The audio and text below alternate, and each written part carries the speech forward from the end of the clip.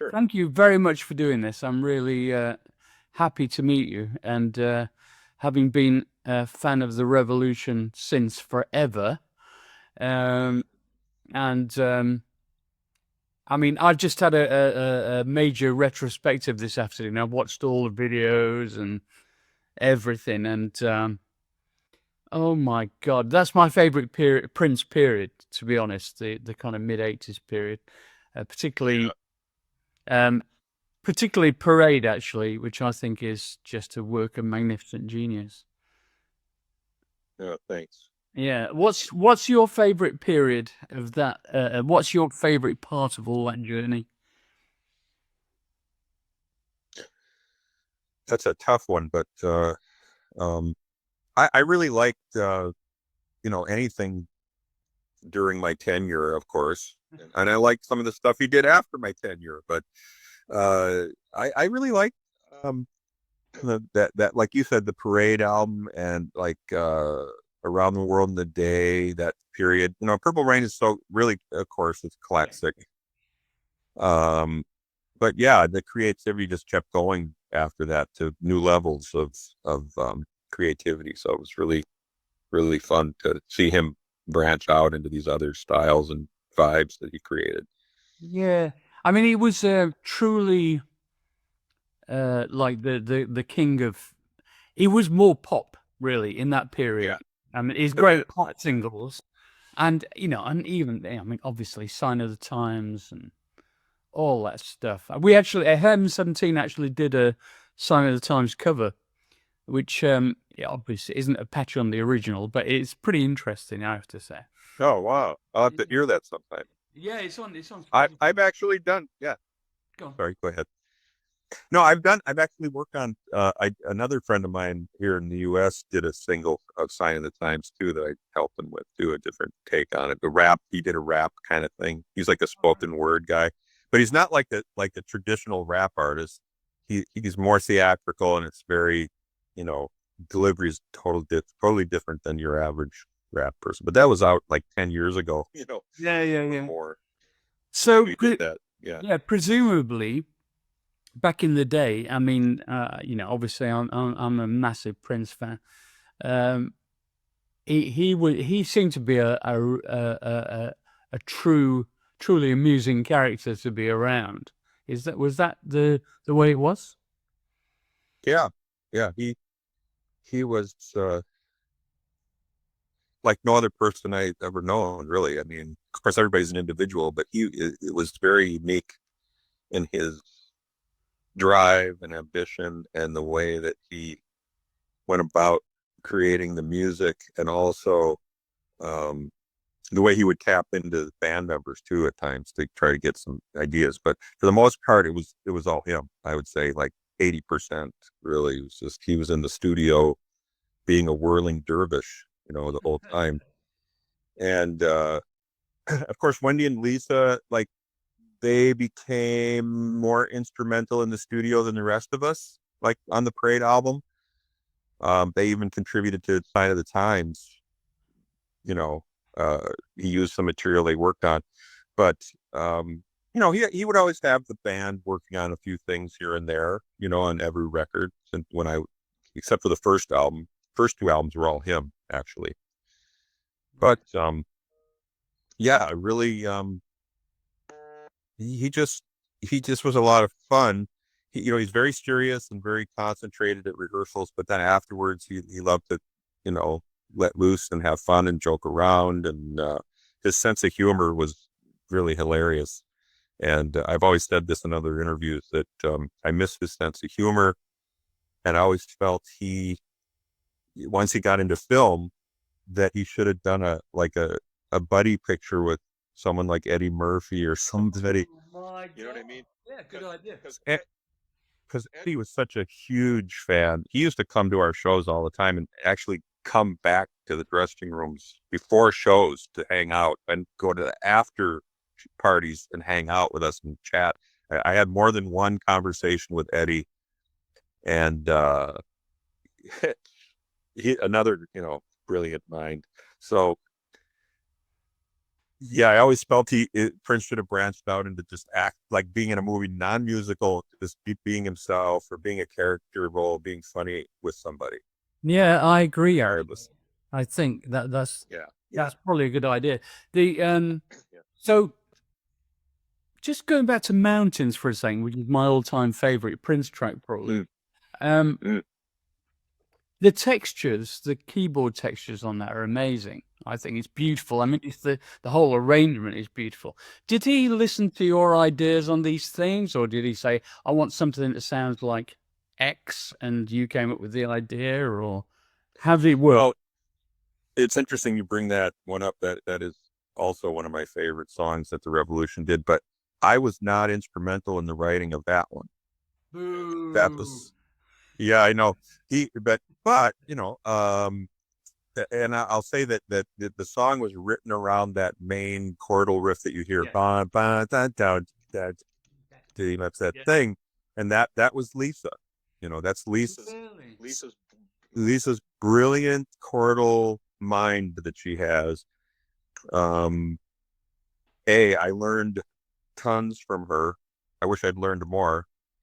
Uh, but you know, and I'm sure she got some things from me, and we all got things from each other because of the way we played and presented things. But she, in particular, had a theory chordal knowledge that is Right. unbelievably diverse and fluent because she grew up with uh, what was called the Wrecking Crew parents. You familiar with the Wrecking Really? Crew in Yeah, of LA course.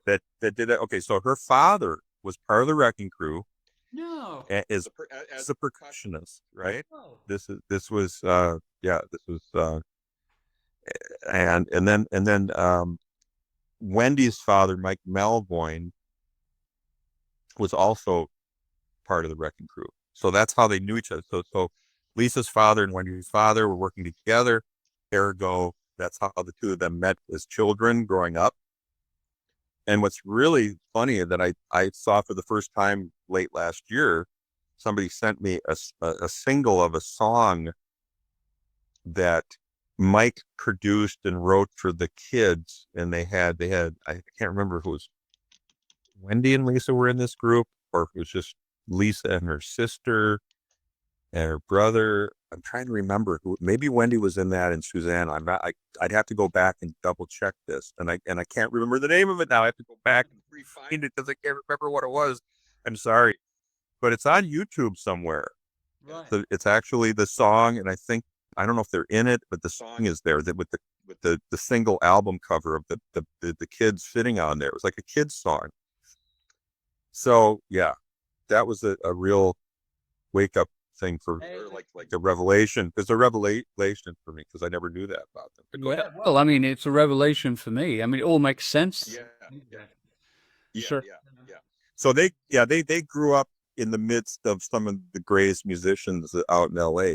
They were exposed to that, and their parents were constantly doing session work, and I'm sure they were bringing some of that work home. And the kids were probably going into the studio occasionally to observe, and who knows how that went down. But, and then Lisa's younger brother, David, was instrumental in the song Around the World in a Day and, Right. co-wrote that. So, you've got all these influences that came in from the what I like to call the LA contingency, Wendy and Lisa. Whereas with me, it was myself, Bobby, and Mark Brown from the Minneapolis side. Yeah, yeah. And so So you worked with the Time as well, right? I just did a little bit of keyboard work for their first album. That's all, as a Right. session player. I didn't really work with them extensively, Right. but yeah. Okay, and you right, growing up then, tell me about growing up. Where was your hometown? Okay, so I grew up in a suburb of Minneapolis called St. Louis Park, which was, not more than a 10-15 minute drive from the center of the city. What you'd like to call it, the early post-war inner ring Yeah, suburbs yeah, of yeah. any given American city, what they would call as they were being built and expanding into they were building all these little tract houses for all the veterans that, needed to live somewhere and raise families. And we all had these cute little houses getting built all over that would, cost about $15,000 to build and buy in those days. So I was born in 58, and we were in one of these first houses. My parents bought it brand new. I know it cost them about 15K, the mortgage for that. And then about 8 years later, they built another house, maybe 2 miles from that one, a little bit bigger house, bigger. And then I stayed there from the time I was 8 till I moved out. And then Bobby Z, the drummer, he knew his parents knew my parents. That's how we met as young kids too, because they were working on occasional fundraising events for the local this one hospital called Mount Sinai Hospital, Yeah, yeah, which was yeah, and so they were doing fundraising events, and I would go, my mom would I would tag along with her to go over to Bobby's house and hang out while her and his mother worked out a skit or did something. And I know at one of these events, Bobby's father and my father were the MCs at the event. And my mom and his mom and another woman dressed up like French maids and did a cute little skit on stage, which I have a picture of. Bobby found it somewhere yeah. a few years ago and sent me this picture of our mothers and these French maid outfits. I was like, oh That's my God, where's this? disturbing. Yeah. That's crazy. And this is long about probably like 1966, five, somewhere in there. So yeah, we both went to the same high school, Bobby and I, although he was 2 years ahead of me. So by the time I was in my 10th grade, he was already a senior and about to graduate. And we were both paying attention to each other's musical endeavors, the bands that we were Mm, playing in and all mm. that stuff. So fast forward to 77. I'm out of high school by then.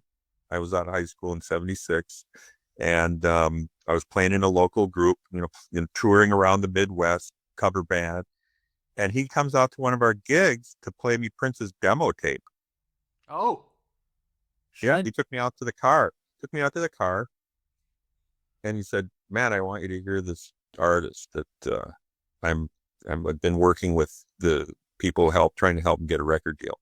Because Bobby was working for Owen Husney at the time as sort of a runner assistant kind of guy. And Owen, grew up playing with Bobby's older brother David Rifkin. So that's how they all knew each other. And long story short, I'm listening to this tape of songs that were done by Bobby's brother producing with Prince at Sound 80 Studios here in Minneapolis. Same place where the song Funky Town was recorded, by the way. Yeah, lip sync. Sing. You Did did. some work with Yeah, them. lip sync. Yeah. Yeah, I did a little bit of session work for them. Once I was in Prince, Stevie Greenberg brought me in to play on one of the albums, lip sync for. Anyway, regardless of that, so I said, "Wow, this sounds great." And I said, "Who's the band?" And he goes, "It's not a band." I go, "What do you mean it's not a band?"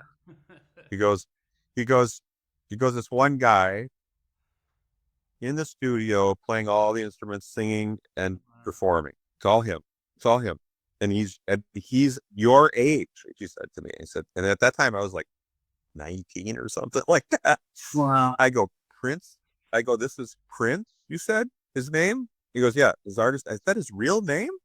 Yes, it's his real name. I go, "What's his full name?" He goes, "Prince Rogers Nelson." I go, "That's really a interesting name. Why would they name him Prince? I've never heard anybody named Prince. That's really uh, like out there." And he goes, "Yeah, and he's your age, and he's multi instrumentalist, and talented kid." And I go, "Wow, this is nuts. What's going to happen here?" He goes, "Well, there's interest in him from a couple of different record labels at this time. We're trying to figure out which label to sign him to, and blah blah blah." I said, "Well, look, I'm highly interested in this. So when he is ready to form a band, let me know. I'd Great. love to meet him." So that's how that went. You fast forward to from this was like probably winter of 77, maybe, or early winter, like about December, November, something like that here. And then fast forward to about late September of 78, the first album had already been out, released. He had the whole band together except for one more keyboard player. and he needed to keep auditioning people. And that's when I heard through the grapevine, still looking, because he had one guy in mind that he wanted. So I wasn't getting my turn. Oh Just no. the other guy backed away, or Prince decided against him, I guess, whether I can't remember the exact story. And so the door opened up, and that's when I called Bobby and Owen Husney, and I said, guys, I've been wanting to get in an audition or at least meet him. Can I get in? And they go, well, it's fine. We'll see. We'll just ask him, you know. So then a few days later, I get a call. Yeah, you're welcome to come out and meet him and audition. So the rest is history Okay. from there. Wow, good story. And Yeah. tell me what your rig was at that point. Which keyboards were you playing? Oh boy, the starter rig was some gear that he already had because Warner Brothers gave him the budget for some of the synthesizers he used on the album, which was the old Oberheim four voice Oh yeah, and the module units. He had two of those, one for me and one for Gail Chapman, who was the other keyboardist at the time. And then I had my Fender Rhodes that I brought in, my Mini Moog.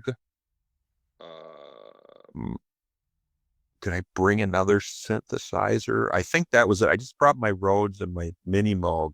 Then we had the Oberheim. He had a clavinet, Hohner clavinet, and a ARP Pro Soloist Oh, was in the arsenal. okay. And then I think we had an ARP string Oh, so yeah, machine, string machine, the yeah. old Sui. Yeah, Selena thing. Yeah. Yeah. So we had all that for me, and then Gail had a four voice, and she also had a couple other keyboards. I can't recall, maybe another Rhodes or something else. Okay, so that was the first rigs for the very first year, and then as time went on, we kept evolving with it. Any of the latest stuff.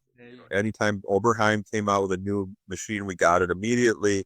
So then we went to the OBX, then we went to the OBXA, then the OB8, and then we had the DX7, and I brought in a memory Moog, and then we got the Yamaha CP70 electric Grands.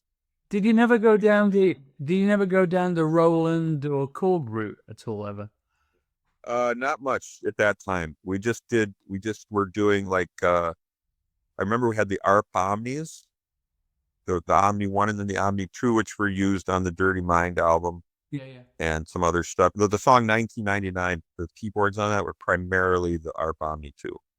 Right. And then I may have had some Oberheim on there. I don't know if he layered it on top or not, but I know that's what that was involved there. So, later he got into the Fairlight machine, the CMI, Fairlight CMI. Yeah, we had one of those. Used it. Yeah, they're cantankerous beasts. Yeah. Oh my And, God. and try using it live sometime with your tech off the side, loading those big floppy disks so that they're loaded in time for the song. Later, we sampled all that stuff to rack mount samplers for stage use so that they would on hard drives so they would load quickly. But yeah, there's all these technical things that kept changing over time. And of course, Prince was one of the first adopters of the Lin LM1 drum machine. Well, One of the now I need to talk to you about that. Did you ever do any Lin programming? Because with early Heaven 17, I mean Penthouse and Pavement, our first album, we had one of the first Lin machines in the UK, and it was one of the first popular albums that used the Lin in the UK. Yeah. But did you get involved in rhythm programming at all? No, not with him. Only when I was out of the group and started to Well, I shouldn't say that. I was programming drum machines probably starting around 85. I got some of my own stuff in my little home rig setup, and I was doing it there, but not for Prince. Right. And I did not buy Lin's. I was buying Oberheim and Korg drum machines and different and Roland drum machines, stuff like that. Yeah. Have you ever, while you were doing all this stuff with Prince, was that exclusively what you did? Did you have side projects? Did you have a secret like solo album that you were working on or anything like that? No? No, no. At that time, it was just I was just beholden to Prince. I was on, on call all the time, and even when we weren't in the studio, he had us on retainer or not on tour. He had us doing stuff. So I just I was doing writing with some other people at that time, just trying to play songs possibly with other artists if you could get it. Um, that was the only thing I was focused on in the mid to late '80s was just doing that. And then I was always trying to throw ideas at Prince. Yeah, Right. yeah. I would say, "Hey, what do you think of this chord progression, this riff?" Or we'd be jamming, and I'd say, "What do you think of it?" So anything he took from me was usually musical, and it was at a sound check or me starting to jam on something I had an idea on. And he would always begin rehearsals with a jam session, Right. and he would either throw stuff at us to try from a song he was working on, or just trying to riff off of stuff on the spot. So there was always that going on to try and hunt and find ideas Yeah, to yeah, work yeah, off yeah. of. Well, he's um a, a brilliant mind, musical mind, but he's also a magpie as well, I think. And Oh yeah, oh yeah. I mean, I was working on producing Terence Trent D'Arby's first album, and I got this call one day, and it was Prince's office. And Prince had heard that we were working. He'd heard on the grapevine about Terence, and his office called up and said, "Prince was wondering if you could send him all Terence's demos." Going, really? Okay, that's not going to happen. Number one. Uh, What was behind that? Why did he want well, your I just thought he wanted to check out the opposition, possibly. I don't know. Oh I wow, mean, wow, interesting. but anyway, you obviously were around for a long time when Prince was working his way through some of the most beautiful women he could work with, really. And I've got a question for you, which I'm hoping isn't inappropriate. I was just wondering who you felt was the most talented or beautiful or of the Prince's women. I've got a reason for asking this, by the way. This is not just some kind of lascivious kind of idea. I'm just curious. From a looks and talent perspective, you want me to try to Yeah, yeah, yeah. say which one I felt was Which one of you was the biggest star, I suppose, or the biggest? potential? Well, I would say Sheena Easton when he collaborated with her for sure. And then of course when he did the Manic Monday for the Bangles, that was a big hit. Um, I really love Jill Jones's work with him. Right. Okay. Well, Uh, stop. I'll stop you there because I work with Jill Jones. He, oh wow. yeah, he sent Jill over to the UK to work with me to produce her, Oh and nice. yeah, and Didn't know and that. and, and to one of the songs he gave her one of his songs called that had not been released previously called "For Lust," which I think has actually been released in the Vault series now. Um, Right. and it was an amazing song. And I thought, oh God, this is going to be a huge hit in America. And he never released it in there, and I was so pissed off. But Jill, what a beautiful, I mean, just visually a very striking woman. Striking. Yeah. A real talent as well. And I Yeah. remember I was walking around the center of London with her, and we were just hanging out in Soho and what have you. And she was a head turner. People would look Yeah. at him. Yeah, I thought she was Yeah. great. And the other thing was Sheena Easton. She won a talent contest in the UK. And she was just like a really shy school girl. And so when she turned up with Prince, we're going, what the hell's going? What the hell has happened here? She was a really kind of frumpy, shy schoolgirl. Anyway, there you go. Yeah. And then she, butted right into Yeah, something else. like a butterfly. Yeah. Yeah. Uh, yeah. So, Yeah, but he had some amazingly beautiful women. I was always very impressed with that. And so, um, so you must have some interest. Oh yeah, Rick James. Tell us about Rick James because you did some stuff with him, right?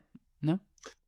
Well, I didn't really work with Rick other than the one tour that we did in late '79 into 1980. We did like 6 months on his Fire It Up tour, That's it. which really introduced us to that audience of people that were loving Rick at that time. And we did quite well on that tour, and Rick was concerned that we were kind of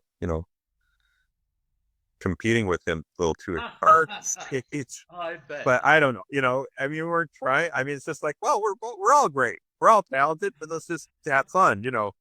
But there was some rivalry kind of going on there, apparently, in the background. But yeah, Rick is he's something else. I watched the documentary about his life last year, the one that came out on Showtime. It was really amazing, and I learned so much about him that I didn't really know.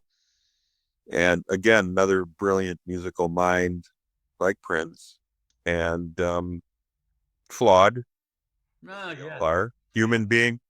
And I don't fault them for anything. Substances get involved, get into our bodies at times because we need them. But yeah, it's too bad that he had difficulty with that over time. But it, you know, he was a brilliant songwriter, though, in my opinion. Oh, absolutely. I mean, and did you ever have Tina Marie as a guest at any point on the show? Because I love the work you did with her. I don't know. No, I don't think so. I Oh, don't think so.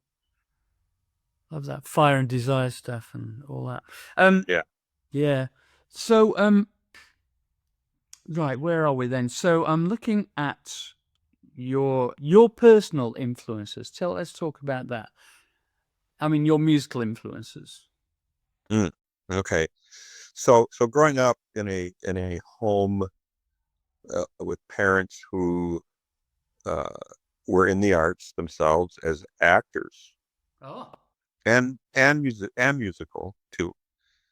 In many ways, both my parents dabbled in the piano a little, and my mom and dad, but they weren't musicians per se that played regularly. They just did it for fun. And so they introduced me to music, obviously, in theater, very young age, early. And one of my first earliest memories at the age of maybe 3 or 4, I'm trying to remember exactly. I think it's probably more like 3. They both were in this comedy called Three Men on a Horse, being performed at what would later be the high school I went to in St. Louis Park. My father was the head of the St. Louis Park Community Theater at that time. Right. So he not only directed the play, but was one of the leading roles in this Three Men on a Horse. And my mom was in there. So I'm in the front row with a babysitter, seeing my parents. And at one point I said, "Hey, what are you guys doing up there?" I think I yelled something up to them. You know, I didn't know any better. So they just ignored me. And regardless of that, so I had all that cultural input throughout my childhood, which was instrumental in my development. And then by the time I was about 7 or 6, maybe, they said, "Hey, do you want to take some piano lessons?" Because my older brother at the time was already studying. He was about three school grades ahead of me, and that was just that I just have one older brother. So he was playing piano, and I thought that was cool. So yeah, I should take a stab at it. Then they had me studying piano from the time I was about 6, and uh, with classical teachings at first. Yeah. And then by the time I was about 14, I mean, by the time I was 12, I was already playing in a rock band comprised of my buddies in the neighborhood. We had all these kids that were wanting to play. So we had a band. We started playing Sorry, all what were over they New York. called? What were they called? Oh, that band was called Odella, spelled Odella. Don't ask me what if it means because it doesn't mean anything.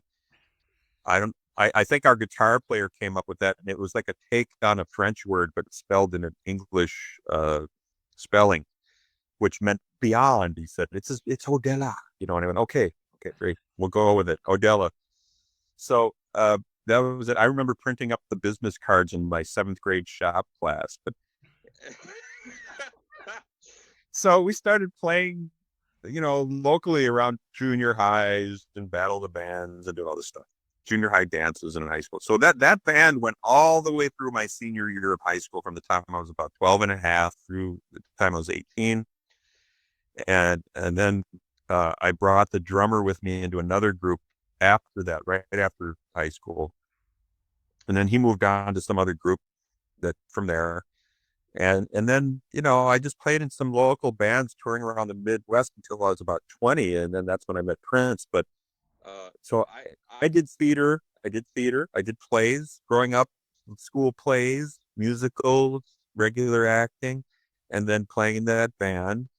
And the music in our household was just totally varied. I mean, we listened to everything from classical to jazz to Broadway to, rock and pop, everything that was happening in that era and before.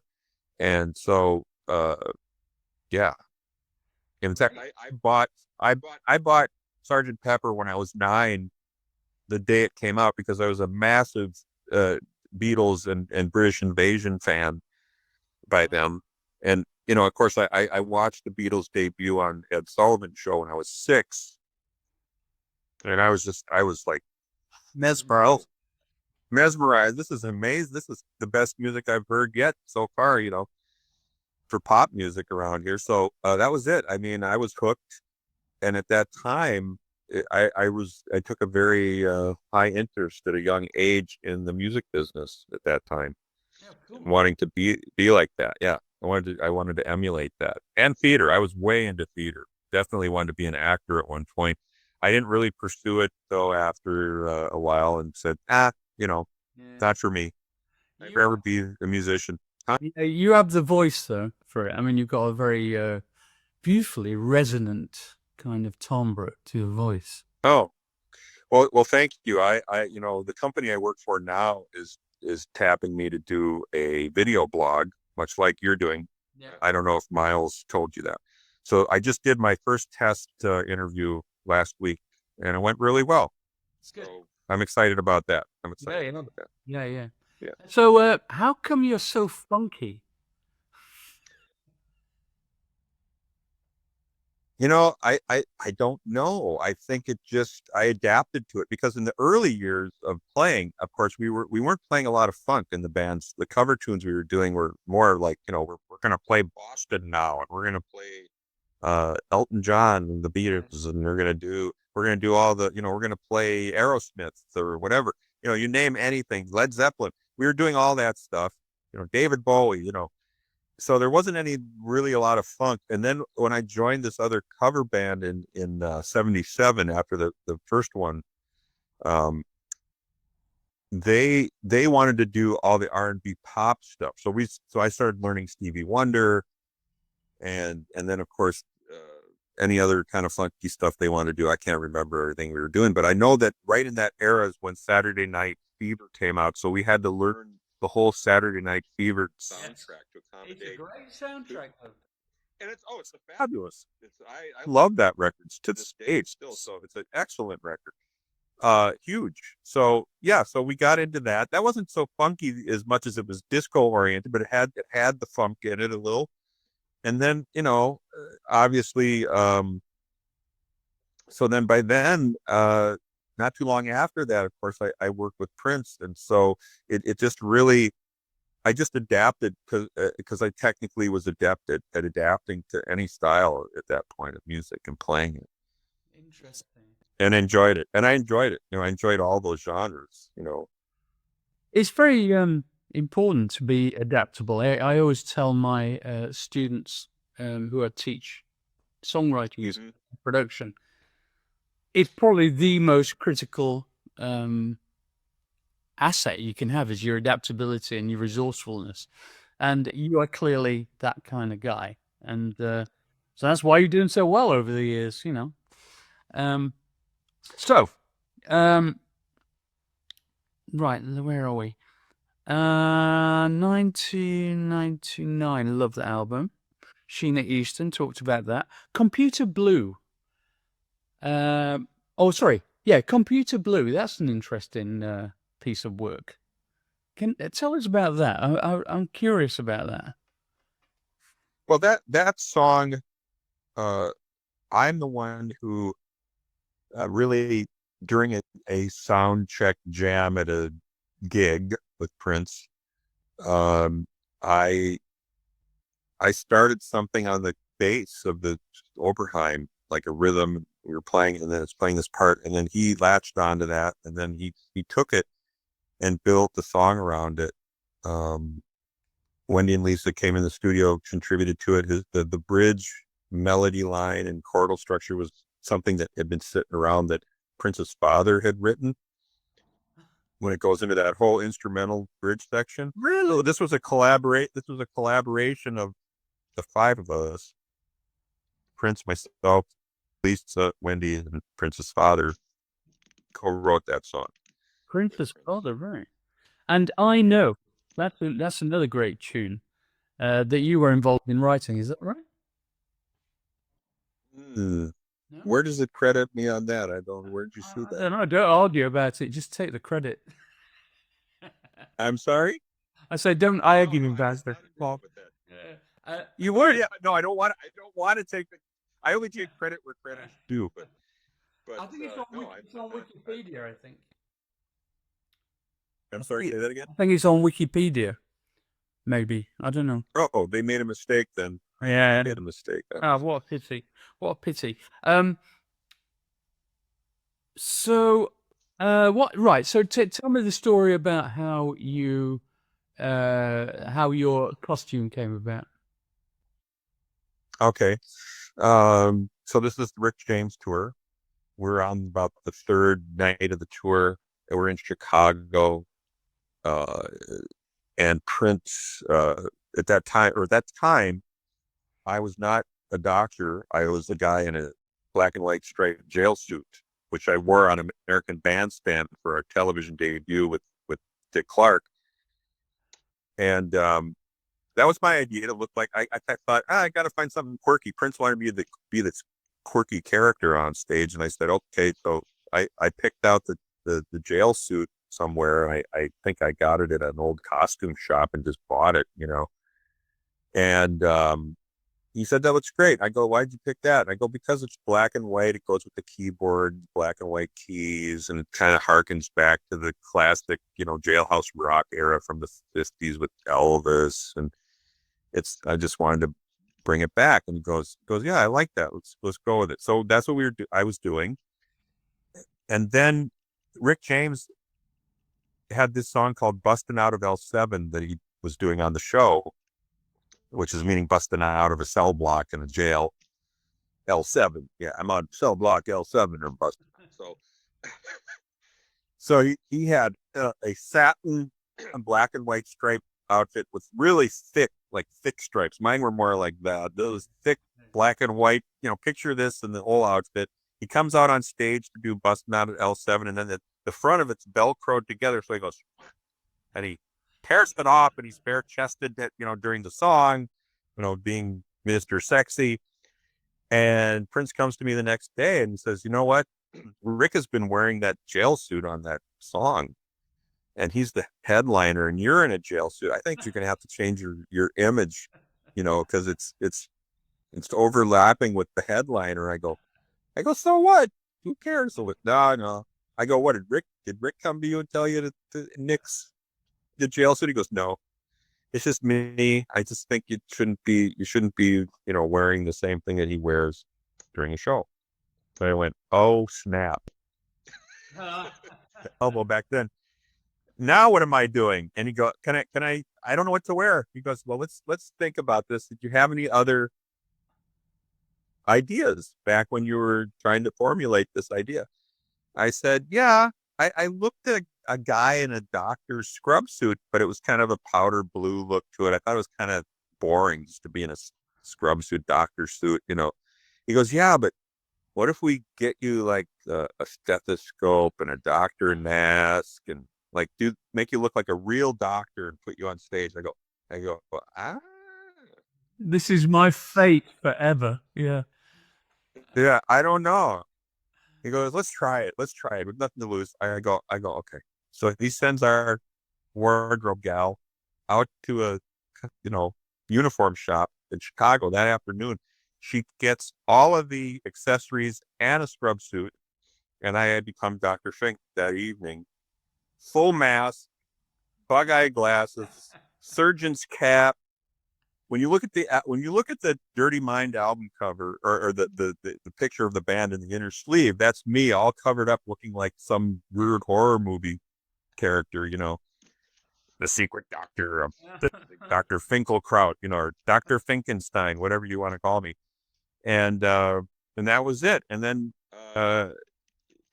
there's another really funny story behind this, which is Prince said, you know what? We're going to make you the painting doctor. I go, what do you mean the painting doctor? Because when I introduce you, you're going to have an artist easel up on stage, and then you're going to have a paintbrush, and you're going to act like you're painting when I introduce you. So just pretend like you're painting. We'll give you some paint up there, and you're doing drawing. And I did the eyebrow went up. Yeah, yeah, yeah. Went really, really. I go, okay. And because, you know, he's my boss, you know, I don't want to say, nah, it's terrible. At the time, I was too afraid to say, no, I don't like it. I didn't like it. I thought it was weird. So I thought, okay, we'll try it. He goes, it'll be great. It'll be really weird. I go, okay.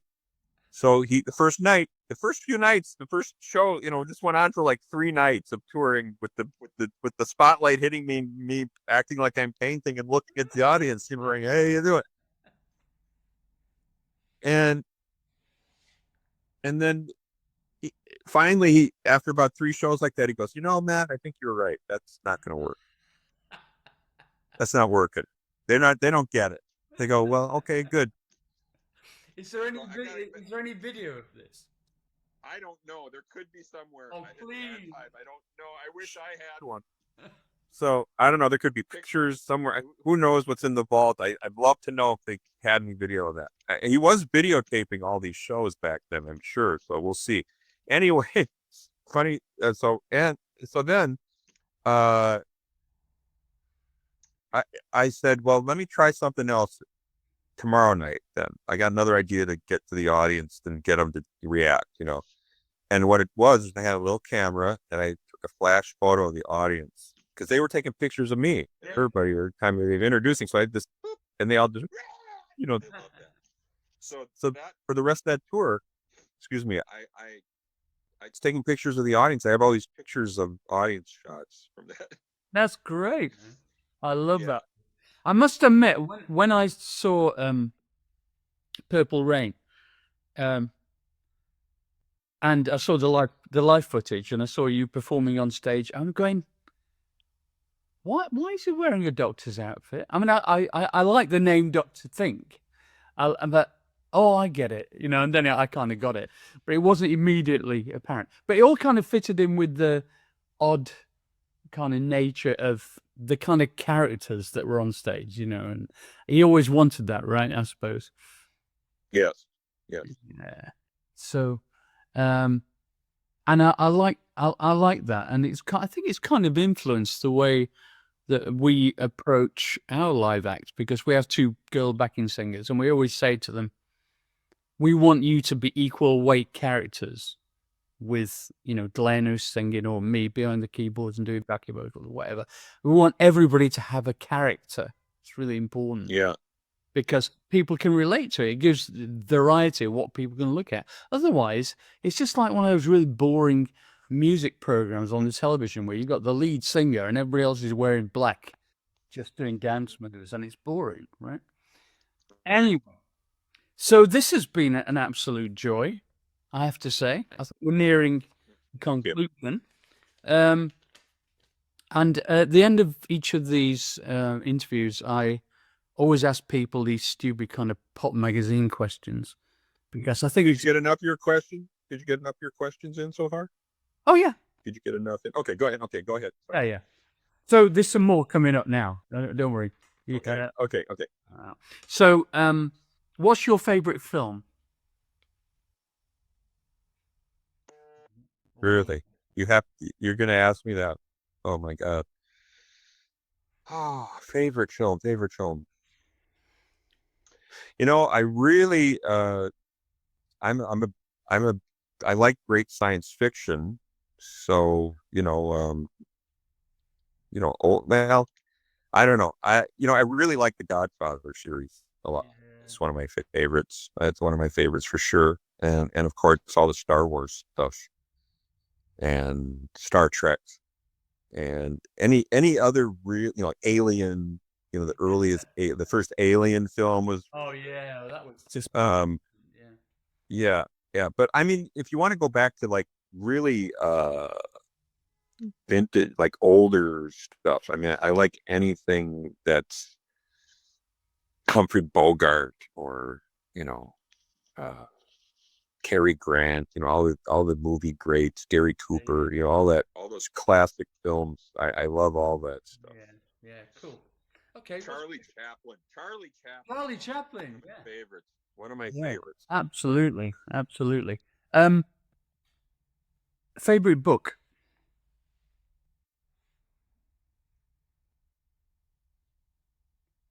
Favorite book. Um, let's see. I like like the Dune series, Hmm. Frank Herbert, all Yeah. that stuff, sci-fi, Fantasy. Lord of the Rings, Yeah. that kind of stuff. Okay. Yeah. Cool. And favorite TV show? It could be a box set, or it could be old, new. Didn't make any difference. Series, individual show.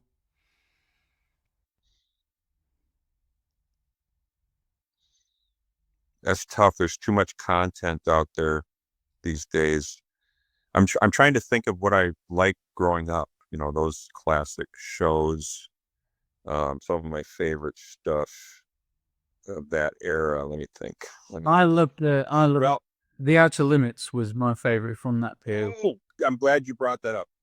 Definitely, yeah, one of my favorite. Twilight Zone, all that stuff. Good. I'm glad you brought that because I love the Twilight Zone and Outer Limits.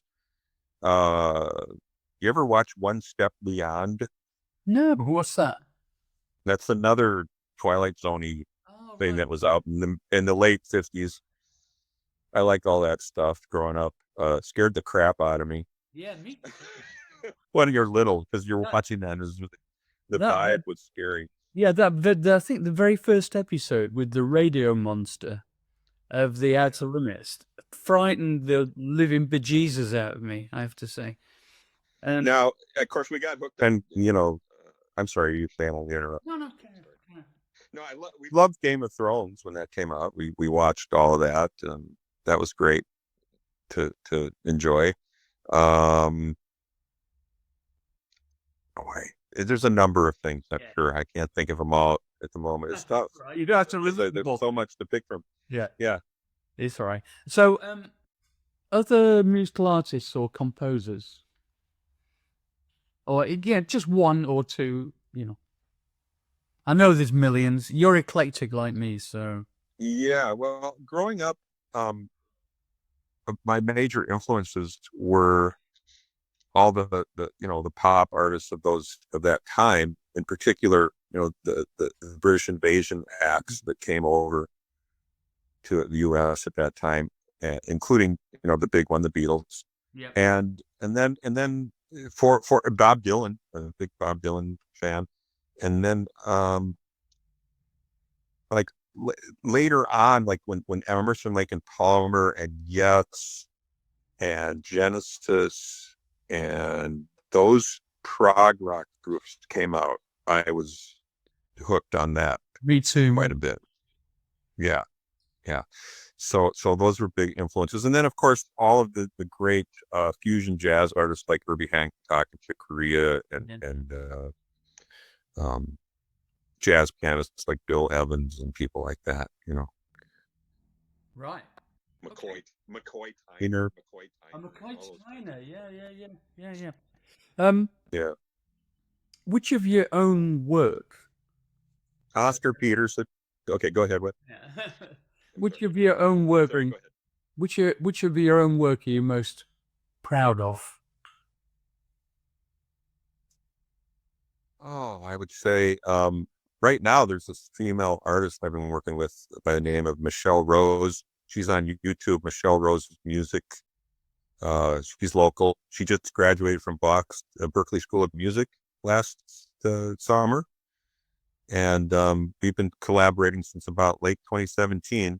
And I've watched her grow, and I'm really happy with that. A lot of that stuff. Oh, that's nice. That's nice. Yeah. Um, For and as far as recent material. yeah, sure. Um, if you weren't a musician, Mhm. what do you think might have been an alternative career for you? I probably would have pursued acting. Yeah, I Yeah, can see yeah, that. yeah, You have a certain gravitas. yeah. um, Thanks. um, and finally, no, not finally. Mhm. Next but one. Um, do you have any major kind of unfulfilled ambitions? Yeah, I do definitely. Um, Doing more um film soundtrack work. Me too. Exactly the same. Yeah, yeah.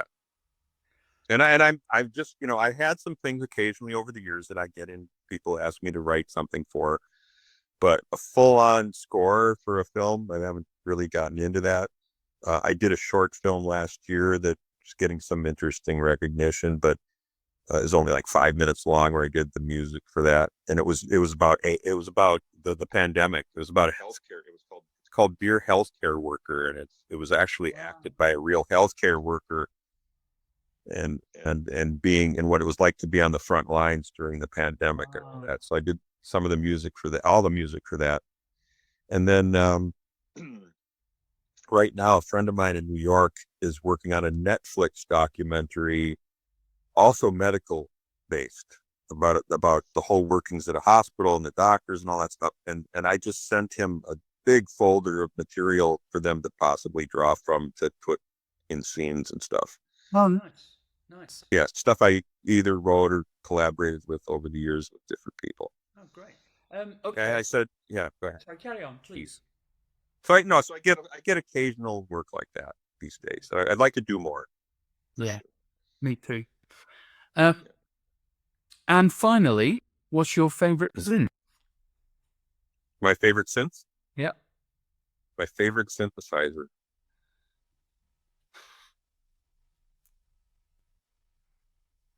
Probably for a polyphonic machine, definitely anything from Oberheim, because that's what we used primarily, and I always felt that they were unique. My second one would be probably the Memory Moog or Mini Moog, anything in the Moog place, and then anything analog that's current or previous, and the Moog modular, Yeah. or anything fat analog stuff these days. It's my Right. my favorite right now. There's no contest between that and the digital simulations. I mean, the real machines Right. would sound much better. Always. Right. Just like how I find 2-inch audio tape to still sound It does. amazing compared to the digital stuff too. Tape It's saturate. just more. It's just more 3D and more richer and wider sounding to me. It's just Yeah. really nothing like that. Still, I wish that, I think some of the Pro Tools plugins have caught up more with that, emulating that. It's still not the same though. No, it's not. Never. Yeah, yeah.